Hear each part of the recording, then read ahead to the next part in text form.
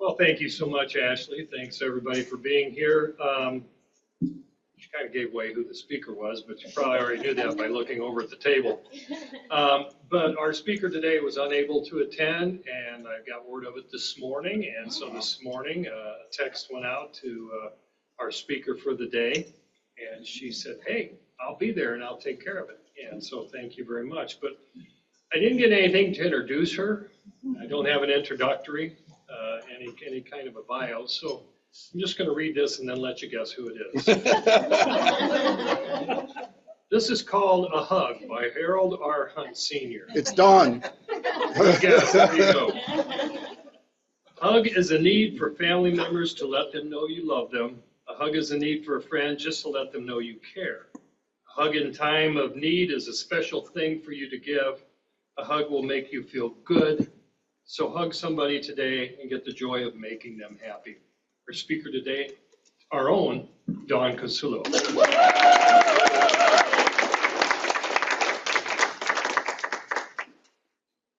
Okay, I was supposed to speak on October 10th, I think.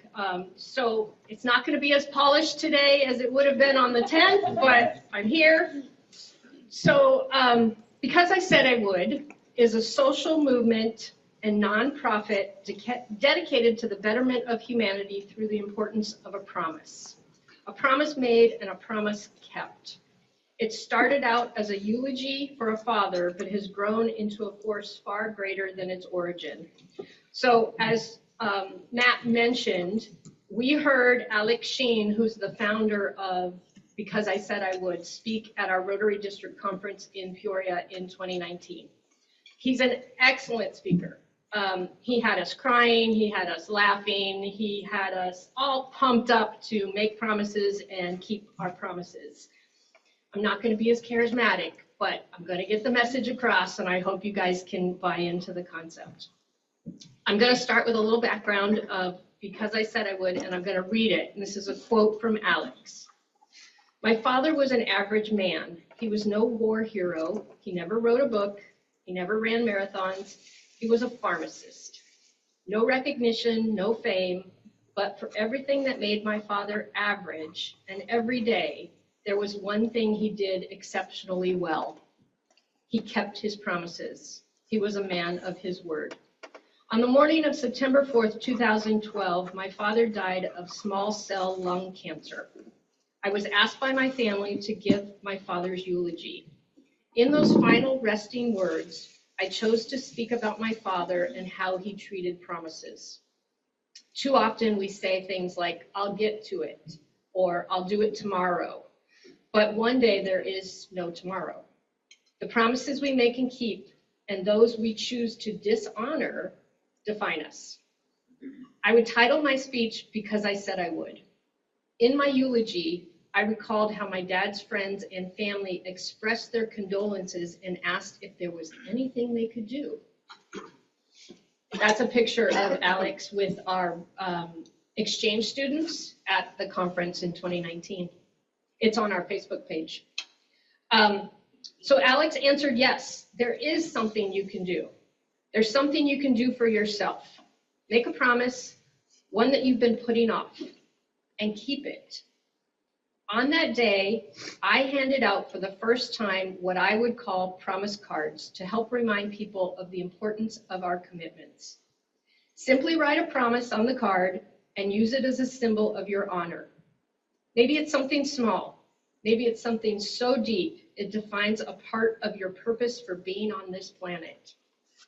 Write your promise on the card, give it to the person that you're making the promise to, or someone you trust, and when you complete your promise, get the card back and keep it as a reminder that you're a person of your word. Alex went home from the funeral, posted an offer online. He offered to send 10 promise cards to anyone anywhere in the world at no cost. This would set off a chain of events to the scope of which he may never understand. The gesture became important and life-changing in two ways. It was the start of a social movement around the world, and maybe the dumbest financial decision he ever made. So words of advice that Alex now gives is don't offer free stuff to strangers on the internet. You wake up one day and there's 15 requests and you package them up and you mail them, and then the next day there's 50, and the next day there's 500, and the next day there's 15,000. You know, what do? It's viral. So people started getting these cards that Alex sent out for free. Oops. Tabby decided she wanted to get up. Tabby, come. Come here. I want to be part of this cover too. Come here. Stay here, okay? Sit. Stay. So people around the world started getting these promise cards and posting pictures of them on the internet and the stories behind them. Complete strangers would find inspiration in these cards and request their own cards. And it would just start all over. So Alex started this organization in late 2012 after his father's eulogy in September of 2012. He tried to fund it through crowdfunding on the internet. It wasn't working. And so he was funding it himself. He worked for a tech company and he made really good money. So he was able to do this for a while, but after a while he couldn't afford it. And I just want to mention, I'm not part of this organization. I was just so moved by it at the conference that I have kept in touch with them, and I get their emails, and I constantly am reminded of, because I said I would. And my first promise card was, I don't know what I did with it. I might have left it on the table. It said, I will give, because I said I would, to the Pekin Rotary Club. Because the Pekin Rotary Club, nobody goes to district conferences. They are involved in their community, but they're not involved in the bigger picture of Rotary. And they really missed out on that one. Hang on. Don. There's treats right there. You can feed them. So I wanted to share this concept with them. And so that was my first promise card, was that I'm going to do this. And so 2 years ago, I bought the shirt. Bob's got his shirt on. I asked Scott Paulson if I could borrow Alex's book that he had, and I researched it, and I came up with this presentation. So I hope that you guys, I mean, as Rotarians, we are good people, and we believe in keeping our promises, but it helps to remember every once in a while that you can say something without really thinking about it. And you're like, oh, I don't need to do that. It's no big deal. But remember, you said you would, and so do it. But he tried to start this through crowdfunding. And the next spring, he decided it was time to leave his job because it was just blowing up. It made no sense financially, but one day he received a letter at work, and it just kind of pushed him over the edge. There was no address, no postmark. There was just this envelope sitting on his desk. The letter read in part, "Hi, Alex. I've been keeping up with your blog because I said I would has really, really helped me through a rough patch. There may have been lots of times where I didn't think life was worth living, and I almost took my life. Almost. I'm getting stronger every day, and a lot of that strength comes from a few promise cards I have written. I have lots of people that care about me. I'm a very, very lucky person. It took a lot for me to realize that I should be alive, and I do have a purpose. I'm not sure if I would be around if it wasn't for you and your organization. So thanks, Mr. Sheen. I know I'm supposed to write this on a card, but I want to promise you that I will not give up." Alex read that letter and he cried at his desk. He stood up and he wondered who in this company of 1,300 people could have given him this letter and put it on his desk. So he got the courage to quit his job. He wanted to make sure this organization survived and that he could promote this around the world. He requested a meeting with his boss, and he took the letter with him to the meeting. I'm sorry that she's talking. Before he said anything to his boss, he handed her the letter, and he asked her to read it. She stopped reading very quickly, and she looked up and she said, "Alex, this is from my daughter. This is my daughter's handwriting. And he was blown away because he's like, oh my gosh, the letter that I used to help convince my boss that I needed to quit and do this was written by her child. She had introduced the promise cards to her daughter, and her daughter was 14, suffering from depression, and was cutting herself. She was being bullied at school, and she was using the promise cards to stay strong. So all of the promise cards may be minor, they may be major like that one, but they all touch your heart and they all have meaning, if not for us, but for that person that made that promise. So I'm going to share a few more couple stories. 826, Garth's promise to Emma. Now, some of you that were at the conference may remember this one. Garth is 48 years old, lives in a quaint town in Virginia. He's what you call a cheesy dad. The kind of dads whose jokes are so not funny, they're funny. Kind of like Matt's when he was president. For example, why do chicken coops have only 2 doors? Otherwise, they'd be chicken sedans. So Garth tries to be a good parent, and that can be seen in Emma's lunchbox every day. Every day since the 2nd grade, Garth would write a note on a napkin and tuck it in with her lunch. The kind of things that, are love and encouragement, and they're sweet and adorable to dad, but to the little girl, she's like, oh my God, my dad's so embarrassing. I get these notes in my lunch. One of them said, remember that guy who quit? Neither does anybody else. So the notes are cheesy, but he's trying to connect and mold his daughter into a wonderful person. As the years go by, these little scribbles came to mean a lot to Emma. Even if her dad can be embarrassing, the notes show that he cares. When Emma was in the 8th grade, Garth was diagnosed with stage 4 kidney cancer. It's the kind of cancer you can't cut out. It's the kind of cancer where you write your last will and testament. He was told he had an 8% chance of living past 5 years.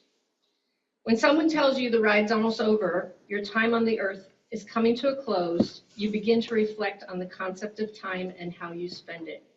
You consider what truly you're committed to, and you think about everybody that you love. As his diagnosis sunk in, he thought about Emma. Then a thought came to him.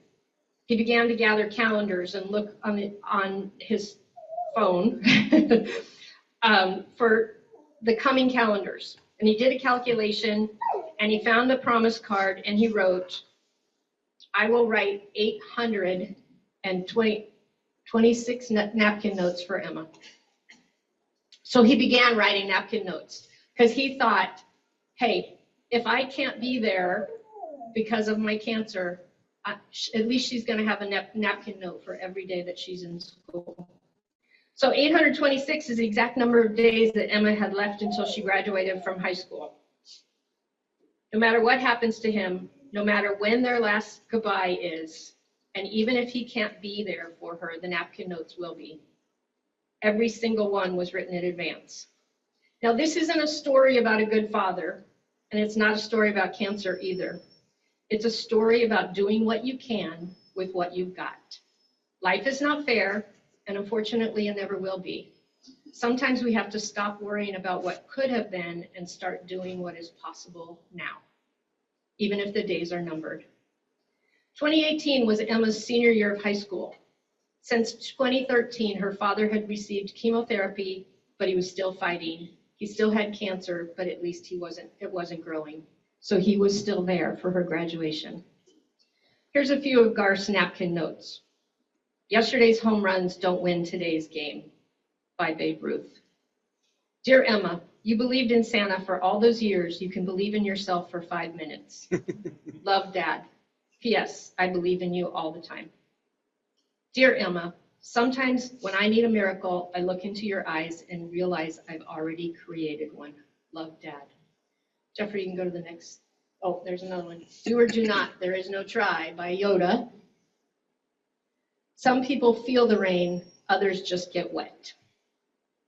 And then the last one, there's all the napkin notes. So here's another story. Lori worked for Because I Said I Would. All the employees in their staff meeting were encouraged to write promise notes. So in August 2016, Lori was ready to go on vacation. She was a camper. She had a Honda Element. It was packed to the gills with camping gear and walking sticks and everything that you need to go camping. Her and Alex were looking at a new building because they were running out of space in their current building. So they were looking at a new building. And after they looked at this building, she went off on vacation. She was driving for about 45 minutes. And all of a sudden, she noticed this car in the other lane coming toward her. It was a white car, and it was just coming over, and it's like they didn't even see her. So she swung to the right. She swerved to the right. The car kept coming. In order to avoid going in a ditch, Lori swerved to the left. Her car rolled 4 or 5 times. The white car just kept going, got off on the exit. Some good Samaritans saw what the car was doing, followed the car to get the information. Lori's car rolled 4 or 5 times. It stopped, facing backward in traffic. The good Samaritan who followed the car went into a gas station. They confronted the woman and said, "Do you know what you just did?" "Yeah, but I gotta go. I gotta pee." And she went into the bathroom. Lori is on the freeway, unconscious, trapped in her SUV. They pulled her out of the car. They flew her to the hospital. She had a broken rib, a head laceration, and was suffering from internal bleeding. She'd require 2 to 3 days in the ICU and 2 additional days in a regular trauma room. Alex, when he learned about this, visited her in the hospital. Lori was still in pain, but she was alert.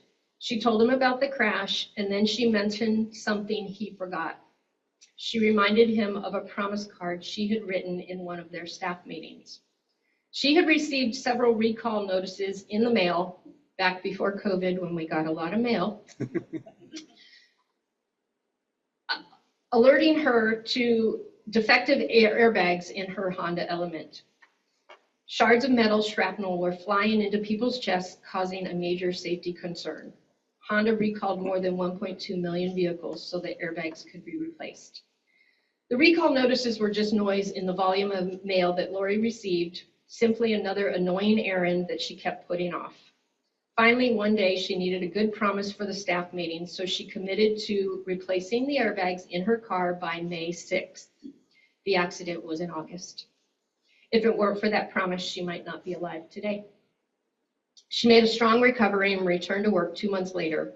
The driver of the white car was charged with 2 felony counts regarding leaving the scene of a near-fatal accident. So it may be small. We talked about it at the head table about replacing your tires. I've been warned the last 3 times I've had my oil changed that I need new tires. I'm like, yeah, I know, I'll get to it. I'm getting my tires changed today. So the small steps we take to keep our families and ourselves safe should not be taken lightly. Little things feel very little until one day they're big. By that time, it may be too late. All right, I've got one more story. Amy's husband is a pilot for Southwest Airlines. Every month, he brought home the in-flight magazine for her. On the cover of the magazine in November 2013 was Alex, and in his Because I Said I Would t-shirt, the feature story for that month. Amy didn't just read the magazine to fill time. She used personal interest articles in her classroom. She taught sophomore English, honors English, senior English, and AP language and composition. She believed English was the perfect channel to teach real-life lessons. After reading about Because I Said I Would in the magazine, she created an assignment in which she challenged her students to write an English essay about an important promise they needed to make and keep. The hope was to create thought-provoking and challenging moment for the kids. The importance of a promise can be taught even in the classroom. Amy gave her students the option not to do the essay. She didn't want them to feel forced to make something up. So she offered an alternative. Not one single student took that alternative. They all did the essay. In her first year, she printed the promise cards using the template available on the Because I Said I Would website, which is how I printed the cards you all have on the table. So please take a card home, take several cards home, make a promise because I said I would. Not only were the cards used by her class, but she also created a massive promise wall in the hallway where every student could write and publicly share their commitments. The wall became such a conversation piece that students who didn't have Amy as a teacher would ask her for promise cards. There's the wall. Here's an excerpt of a promise essay written by a student. Thank you so much for assigning this project and this essay. Writing this essay made me cry, but it also made me smile. It made me sad, but it also made me excited, which is how we all felt after listening to Alex that day. The definition of a promise is a declaration or assurance that one will do a particular thing or that a particular thing will happen. With these cards and from you and your class, I have learned the value of a promise and the value of the words that we speak. Thank you for being all the things you have taught me. Thank you for assigning these cards. The Because I Said I Would project is influential and successful, and I couldn't be happier after doing it. I love my life, I love my friends, I love my family, and I love everything this assignment has taught me because it is so much more than a school assignment. Thank you for redefining an English class and teaching me what I know I will never learn from another teacher. You're so much more than an English teacher. You're one of the most amazing people I've ever met. I love you and thank you. So Because I Would offers resources to teachers and school districts for free. They have videos, they'll send you cards, they'll send you classroom assignments, and it's all on their website. In February 2023, so just last year, Because I Said I Would opened a 92-acre retreat center to focus on grieving families, resiliency skills, and mental health habits, located 45 miles east of Columbus, Ohio, which is where Alex is from in Ohio. In June of that same year, there's a fire, completely destroyed their new office and everything in it, including all the promise cards they had collected from supporters over the years. They've been raising funds to rebuild and improve their camp. This weekend, they're having a 12th anniversary party at the camp to help raise funds and to promote. Alex gives TED Talks, he does speaking engagements, and all of the money that he earns pays for the admin fees for Because I Said I Would, so any donations that they collect goes to the cause. One of the TED Talks that I listened to after I had heard him and met him, it says, I wonder when you write a promise card, is it the card that gives us the strength when we write it down? Is it the card that gives us the strength to move on, to get better, to do what's right? Or was that strength always in us and the card is just a mirror to the hand that wrote it? His overall motto, you can pretend to care, but you can't pretend to show up. And that's what we do as Rotarians, we show up. So at another district conference, we got to hear from the mascot of the Kansas City Chiefs. And it was such a cool speech. And this Alex was such a cool speech. So like Matt said, if you ever get a chance to go to a district conference, do it. You might learn something new. You might see something that totally inspires you. Jeffrey, you want to show some more of the promise cards? Oh, here's my promise card.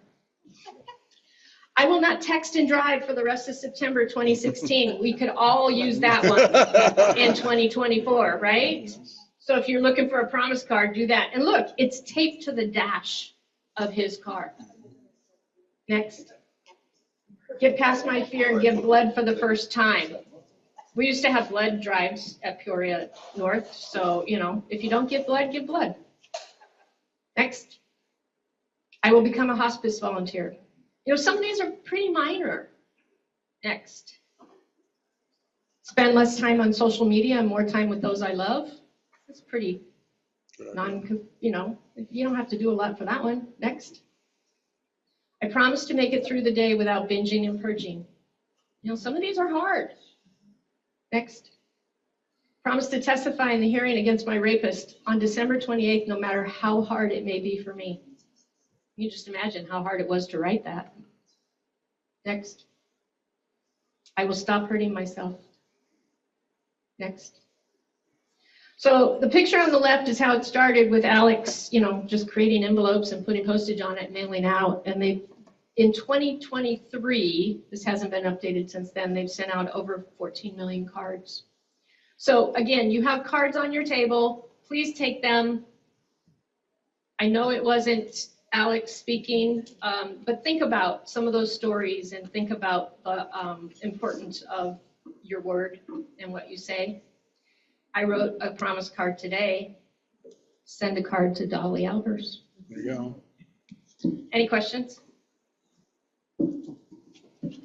Thanks, guys.